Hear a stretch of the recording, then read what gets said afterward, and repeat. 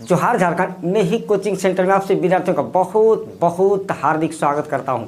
और आज हम लोग झारखंड का भूगोल के अंतर्गत झारखंड प्रतिपूरक वनीकरण कोष प्रबंधन एवं योजना प्राधिकरण अधिनियम के बारे में बहुत बेहतरीन ढंग से चर्चा करेंगे। कर दोस्तों, वन से संबंधित जो ये अपना अध्याय चल रहा है 14वां अध्याय, ये वन से संबंधित है और इसका ये भाग 7 है। ज़्यादातर टीचर इस टॉपिक पर बात नहीं करते हैं, लेकिन इस टॉपिक को अपने को छोड़ना नहीं है। बहुत ही महत्वपूर्ण ये टॉपिक है और वैसे विद्यार्थी जो कि प्रतियोगी परीक्षाओं की तैयारी करते हैं, खास करके झारखंड राज्य से संबंधित, तो झारखंड राज्य से संबंधित प्रतियोगी परीक्षाओं की तैयारी करने वाले सभी विद्यार्थियों के लिए ये टॉपिक बहुत इम्पोर्टेंट है। इसमें कुछ ऐसी बातें हैं जो कि एग्जामिनेशन में पूछे जाते हैं। तो प्यारे दोस्तों, चलिए वीडियो सेशन को आरंभ करते हैं। लेकिन उससे पहले मैं आपसे विद्यार्थियों से एक बार निवेदन करना चाहूँगा, जो विद्यार्थी झारखंड राज्य से संबंधित प्रतियोगी परीक्षाओं की तैयारी करते हैं वो निश्चित रूप से मैं ही कोचिंग सेंटर से जुड़ें।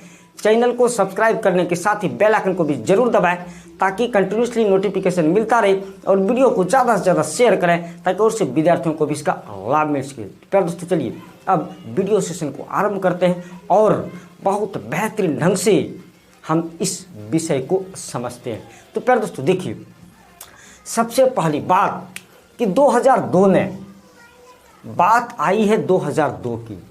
2002 में सर्वोच्च न्यायालय मतलब सुप्रीम कोर्ट ने यह टिप्पणी की थी कि वनीकरण के लिए, वनीकरण का मतलब वन को लगाना, तो वनीकरण के लिए राज्यों को दिए गए कोष का पर्याप्त उपयोग नहीं हो रहा है।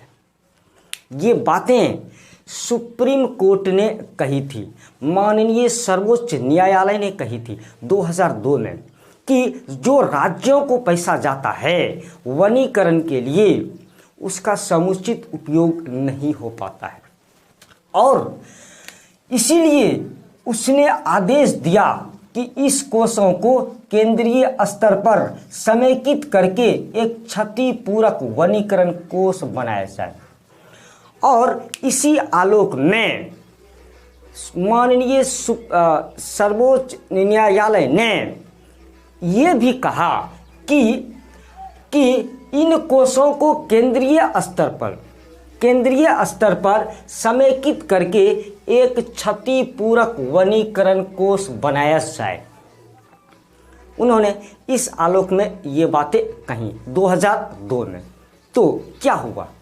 तो दोस्तों देखिए, इस निर्देश को ध्यान में रखते हुए भारत सरकार ने एक अधिनियम पारित किया, एक एक्ट को पारित कर दिया।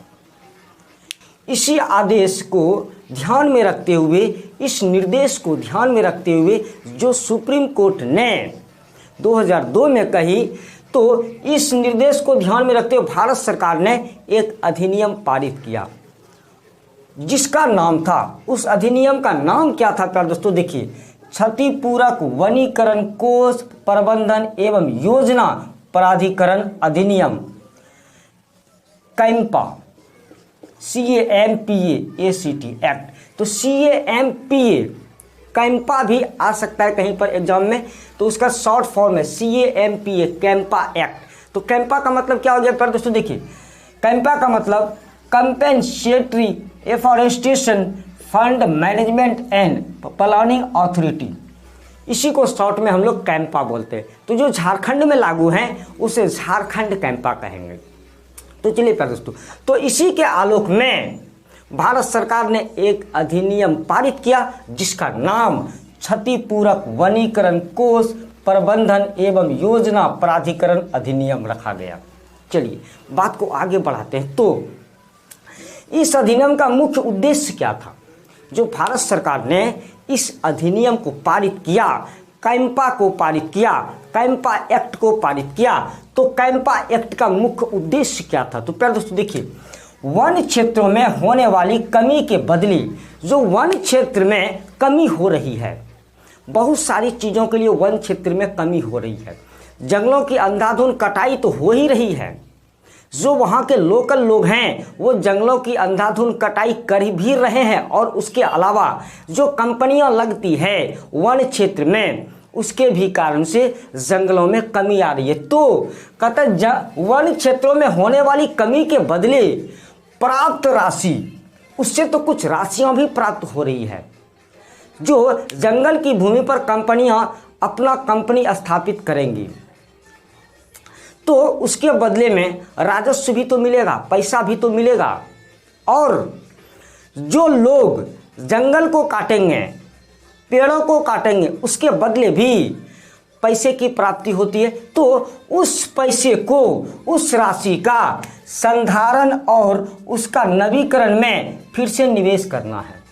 उस राशि को क्या करना है? संधारण में और वनों के नवीकरण में फिर से उस राशि का उपयोग करना है, उसको दबा के नहीं रखना है। जो राशि अपने को जंगलों की कटाई से मिल रही है, जो राशि वनों की कमी होने के बदले प्राप्त हो रही है, उसका फिर से वन निर्माण के लिए, वनीकरण के लिए उस राशि का उपयोग हो सके, उसी के लिए कैंपा एक्ट पारित किया गया। मुख्य उद्देश्य यही था। चलिए प्यारे दोस्तों, और फिर बात को आगे बढ़ाते हैं। तो कैंपा जो है यह 2 जगहों पर लागू हुआ, केंद्र में भी और सभी राज्यों में भी। तो प्यारे दोस्तों देखिए, अधिनियम के अंतर्गत केंद्रीय स्तर पर एक राष्ट्रीय क्षतिपूरक वनीकरण कोष, राष्ट्रीय क्षतिपूरक वनीकरण कोष की स्थापना की गई। ये केंद्रीय स्तर पर, और राज्य के स्तर पर प्यारे दोस्तों, और राज्यों में राज्य क्षतिपूरक वनीकरण कोष, एक कोष ही निर्मित कर दिया गया कि जो पैसे वहां से आएंगे उस कोष में जमा होंगे। तो सेंटर में भी और स्टेट में भी, दोनों जगह पर, सेंटर में राष्ट्रीय क्षतिपूरक वनीकरण कोष और राज्यों में, स्टेट में राज्य क्षतिपूरक वनीकरण कोष बनाए गए, जो संबंधित लेख लेखा के अधीन रहेंगे। जो ये संबंधित लेख लेखा होंगे उसी के ये अधीन में रहेंगे दोनों कोष। तो किस प्रकार से पैसे जाएंगे दोनों कोष में, पैसों का अनुपात क्या होगा, तो पहले उसको भी समझिए प्यारे दोस्तों। इन कोषों को पैसा निम्नलिखित स्रोतों से आएगा। पहले ये देखिए, पहले किन किन स्रोत से पैसा आएगा इनको। तो पहले देखिए प्यारे दोस्तों, 3 स्रोतों से इन कोषों को पैसा आएगा। ये जो कोष जो दोनों जो हैं, दोनों कोष में 3 मुख्य स्रोतों से पैसा आएगा। पहला मुख्य स्रोत क्षतिपूर्ति वनीकरण से, दूसरा वन का शुद्ध वर्तमान मूल्य से, तीसरा अन्य परियोजनावार भुगतान से। तो ये तीनों स्रोतों से पैसे आएंगे जो कि दोनों कोष में जमा कर दिए जाएंगे। फिर से देखिएगा कौन कौन से तीनों स्रोत हैं। क्षतिपूर्ति वनीकरण, दूसरा वन का शुद्ध वर्तमान मूल्य, तीसरा अन्य परियोजनावार भुगतान। ये तीनों स्रोतों से जो पैसे आएंगे वो दोनों कोषों में जमा होंगे। तो किस प्रकार से, किस अनुपात में जमा होंगे, तो प्यारे दोस्तों देखिए, प्राप्त राशियों का 10% अंश राष्ट्रीय कोष में, जितना भी राशि प्राप्त होगा उसका 10% जो अंश होगा वो राष्ट्रीय कोष में जमा होगा, और शेष 90% राज्यों के कोषों में जाएगा, जमा हो जाएगा। तो अनुपात क्या बनेगा प्यारे दोस्तों? 1:9 का। इसी के अनुपात में पैसे कोष में जमा किए जाएंगे। चलिए प्यारे दोस्तों, बात को आगे बढ़ाते हैं। तो अधिनियम के प्रावधान के अनुसार जो कंपनी किसी जंगल की भूमि को उपयोग में लाना चाहती है, उसे उसके बदले किसी उतनी ही बड़ी भूमि पर क्षतिपूरक वनीकरण का काम करना होगा। इस अधिनियम में क्या बातें कही गई है कि जो कंपनियां या जो संस्था कंपनी लगाएगी वन क्षेत्र में, तो वो तो वन क्षेत्र कम हो जाएगा, वहाँ पे जंगलों को काट कर ही कंपनी का निर्माण किया जाएगा। तो उसके बदले उतना ही बड़ा भूभाग पर कहीं और वन को लगाना अनिवार्य है।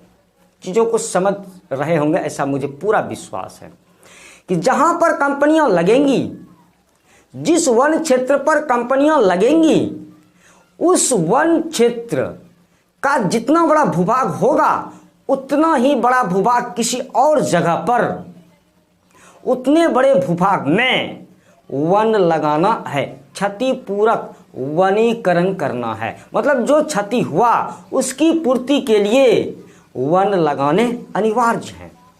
चलिए प्यारे दोस्तों, इन चीज़ों को तो आपने समझ लिया। और जंगल लेने वाली कंपनी सरकार द्वारा दी गई वैकल्पिक भूमि पर नए पेड़ लगाने का खर्च का वहन करेगी, और जो सरकार भूमि आवंटित करेगी उसके बदले में, मतलब उस कंपनी पर, जो कंपनी जहां पर लगेगी उसके बदले में सरकार जहां पर भी जगह दे उसी के बराबर उस जगह पर वन लगाने में जितने भी खर्च आएंगे, जितना भी खर्च होगा वह उस कंपनी को वहन करना है, सरकार नहीं करेगी, वो उस कंपनी को वहन करना है। तो प्यारे दोस्तों देखिए, एक बात और इसमें निकल कर आएंगी अभी, राज्य सरकार उसी भूमि को वनीकरण के लिए देगी जो कंपनी द्वारा ली जा रहे जंगल से सटी हुई हो, जिससे कि नए वन का प्रबंधन सरलता से हो सके। बहुत बड़ी बात कि राज्य सरकार भी उसी जगह को देगी, उसके बदले में, कंपनी के जगह के बदले में उसी जगह को देगी जो कंपनी से बिल्कुल सटा हुआ हो। क्यों? क्योंकि वन के ही तो वन क्षेत्र में ही तो उन्होंने कंपनियों को स्थापित किया है। तो उसी के बगल में इससे क्या फायदा होगा कि फॉरेस्ट का मैनेजमेंट करने में बिल्कुल भी सरलता हो जाएगी। इन चीज़ों को समझ रहे होंगे आप, क्योंकि उसी जगह कंपनी है और बगल में ही जंगल लगाना है, तो देख रेख पूरा तरीके से वनों का प्रबंधन बहुत बेहतरीन ढंग से हो पाएगा उस कंपनियों के द्वारा। और दूर में होगा तो वो उतना अच्छा से देखभाल वो कंपनियां नहीं कर पाएंगी। और दूसरा, अगर यदि बगल में जगह नहीं मिला तो ये तो बातें थी कि बगल में ही जगह दिया जाएगा, लेकिन अगर यदि सटा हुआ जमीन नहीं मिला तो कहता है, परंतु यदि कोई सटी हुई जमीन भूमि नहीं मिली तो वनीकरण के लिए उन जंगलों को चुना जाएगा जो क्षरण की अवस्था में होगी।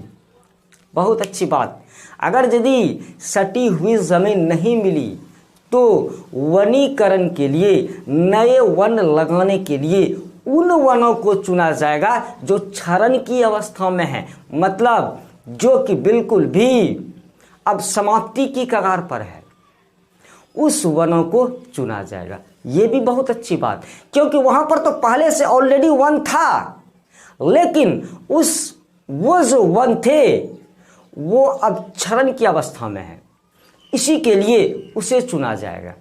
तो दो बातें हो गई, एक तो कंपनी से सटा हुआ जमीन दिया जाएगा, दूसरा अगर यदि सटा हुआ जमीन नहीं मिलेगा तो वैसा जमीन आवंटित की जाएगी, जो कि वैसा जंगल आवंटित किया जाएगा जो कि बिल्कुल भी क्षरण की अवस्था में होंगी। लेकिन जितना भी खर्च आएगा वनीकरण में वो उस कंपनी को देना होगा, सरकार वहन नहीं करेगी। चलिए प्यारे दोस्तों, अब हम लोग बात करते हैं कि झारखंड की क्या स्थिति है। ये जो कैंपा एक्ट है, इस कैंपा एक्ट की स्थिति झारखंड में क्या है, थोड़ा इसके बारे में भी हम लोग बात करेंगे। ये तो जनरल बातें थी, सभी जगह की बातें हो गई, लेकिन अब झारखंड की क्या स्थिति। प्यारे दोस्तों देखिए, झारखंड प्रतिपूरक वनीकरण कोष एवं योजना प्राधिकरण का गठन प्राकृतिक वनों के संरक्षण, ध्यान से समझिएगा, प्राकृतिक वनों के संरक्षण, वन्य जीवों के प्रबंधन, आधारभूत संरचना विकास तथा इससे जुड़ी अन्य गतिविधियों को पूरा करने हेतु किया गया है। ये जो कैंपा एक्ट जो है ये झारखंड में जो लागू किया गया, इसका उद्देश्य क्या है, इसका उद्देश्य क्या है। तो प्यारे दोस्तों देखिए, सबसे पहले कैंपा एक्ट को झारखंड में कब अधिसूचित किया गया था, तो ये डेट आपको याद रखना बहुत जरूरी है, 23 अक्टूबर 2009 ईस्वी में। 23 अक्टूबर 2009 ईस्वी में कैंपा एक्ट को झारखंड में अधिसूचित किया गया था। तो इसका उद्देश्य फिर से एक बार समझिए, प्राकृतिक वनों के संरक्षण, वन्य जीवों के प्रबंधन, आधारभूत संरचना विकास तथा इससे जुड़ी अन्य गतिविधियों को पूरा करने के लिए इस कैंपा एक्ट को अधिसूचित किया गया था 23 अक्टूबर 2009 ईस्वी में। चलिए प्यारे दोस्तों, बात को आगे बढ़ाते हैं। तो इस कैंपा का मुख्य उद्देश्य और लक्ष्य और क्या है, महत्वपूर्ण क्या क्या उद्देश्य है और क्या इसका लक्ष्य है, इन चीजों को भी समझना प्यारे दोस्तों। और 6 बिंदुओं में इसका मुख्य उद्देश्य और लक्ष्य को बताया गया है। वो 6 बिंदु क्या क्या है प्यारे दोस्तों। पहला बिंदु, मौजूदा प्राकृतिक वनों का संरक्षण। जो मौजूदा प्राकृतिक वन है उसका संरक्षण, सुरक्षा, पुनर्जनन एवं प्रबंधन करना। क्या बोल रहा है प्यारे दोस्तों कि मौजूदा जो प्राकृतिक वन है उसका संरक्षण, सुरक्षा, पुनर्जनन एवं प्रबंधन करना पहला उद्देश्य, पहला लक्ष्य। दूसरा, संरक्षित क्षेत्रों के अंदर और बाहर के वन्य जीवों, अब वन्य जीवों की भी इसमें चर्चा हो रही है। जो संरक्षित क्षेत्र हैं उसके अंदर और बाहर के वन्य जीवों एवं उनके आवास का संरक्षण, वन्य जीवों का भी और वन्य जीवों के आवास का भी, मतलब जंगल का। वन्य जीव कहाँ रहेंगे, जंगल में रहेंगे, उसके लिए तो कोई घर बनता नहीं है।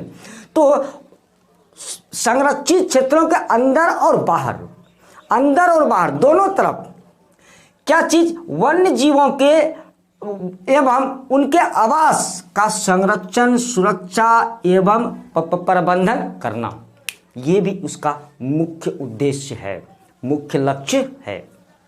आगे बात करते हैं प्यारे दोस्तों, तीसरा पॉइंट।